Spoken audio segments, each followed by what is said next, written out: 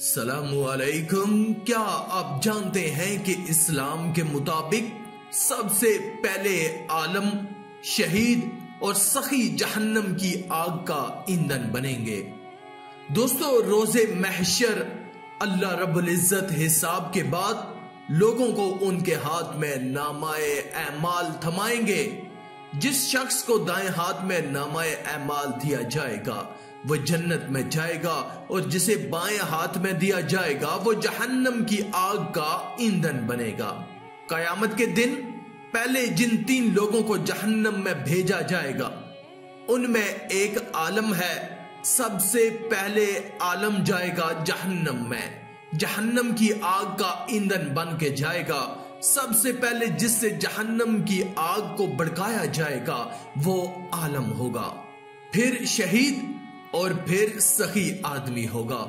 हजरत अबू हुरैरा रज़ी अल्लाह ताला अन्हो से एक हदीस रवायत है जिसका मफहूम है कि रसूलुल्लाह सल्लल्लाहु अलैहि वसल्लम ने फरमाया कि अल्लाह ताला सबसे पहले उस आदमी को बुलाएंगे जिसने कुरान सीखा, दीन का इल्म हासिल किया, और उस आदमी को जो बज़ाहिर अल्लाह की राह में कत्ल यानी शहीद किया गया, और एक मालदार सखी आदमी को।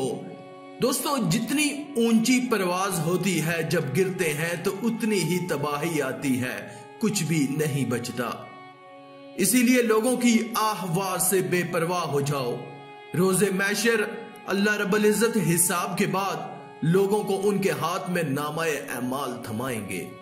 जिस शख्स के बाएं हाथ में दिया जाएगा वो जहन्नम की आग का ईंधन बनेगा, और जो सबसे पहले जहन्नम की आग का ईंधन बनेगा, अल्लाह ताला उस आलम से फरमाएगा कि क्या मैंने तुम्हें उसका इल्म नहीं दिया था जो कुछ मैंने अपने रसूल सल्लल्लाहु अलैहि वसल्लम पर नाजिल किया। वो कहेगा कि बेशक तूने दिया था ऐ मेरे रब। अल्लाह फरमाएगा कि तुम्हें जो इल्म दिया गया तुमने उसके जरिए क्या किया। वो शख्स कहेगा कि मैं दिन रात तलावत करता रहा और उस पर अमल करता रहा। अल्लाह फरमाएगा कि तूने झूठ बोला, और फरिश्ते भी कहेंगे कि तुमने झूठ बोला। अल्लाह उस आलम से कहेगा कि बल्कि तुमने ये चाहा कि तुम्हें कारी और आलम कहा जाए, और लोगों की तरफ से ये कह दिया गया तुम आलम अपने लिए नहीं बने, तुम आलम इसलिए नहीं बने कि अल्लाह की नजर में अच्छे बनो, बल्कि तुम तो आलम दुनिया वालों के लिए बने, दुनिया में अपनी वाह वाह करवाने के लिए बने। और फिर मालदार आदमी सखी आदमी को बुलाया जाएगा, उससे भी यही सवाल किया जाएगा कि तुम दुनिया में क्या करते रहे। वो कहेगा कि वो अल्लाह के दिए हुए माल से सदका करता रहा और रिश्तेदारों का ख्याल रखता रहा, लेकिन अल्लाह फरमाएगा कि तूने झूठ बोला। फरिश्ते भी फरमाएंगे कि तुमने झूठ बोला, बल्कि तुमने ये चाहा कि तुम्हें सखी और रहम दिल कहा जाए, दुनिया वाले तुम्हें सखी कहें, और लोगों की तरफ से ये कह दिया गया। बेशक अल्लाह हर चीज से वाकिफ है, चाहे तुम कोई काम छुप कर करो या सामने, फिर उस सखी को भी जहन्नम में डाल दिया जाएगा।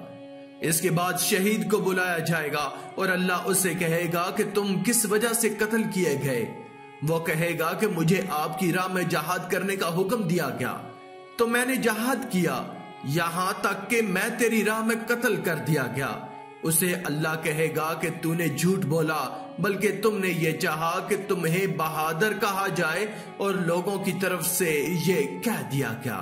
हजरत अबू हुरैरा रज़ी अल्लाह ताला अन्हो फरमाते हैं कि इसके बाद रसूलुल्लाह सल्लल्लाहु अलैहि वसल्लम ने मेरे दोनों घुटनों पर अपने मुबारक हाथ से ज़र्ब लगाई और इरशाद फरमाया, ए अबू हुरैरा, अल्लाह की मखलूक में से ये वो 3 लोग हैं जिनसे कयामत वाले दिन अल्लाह जहन्नम की आग भड़काएगा।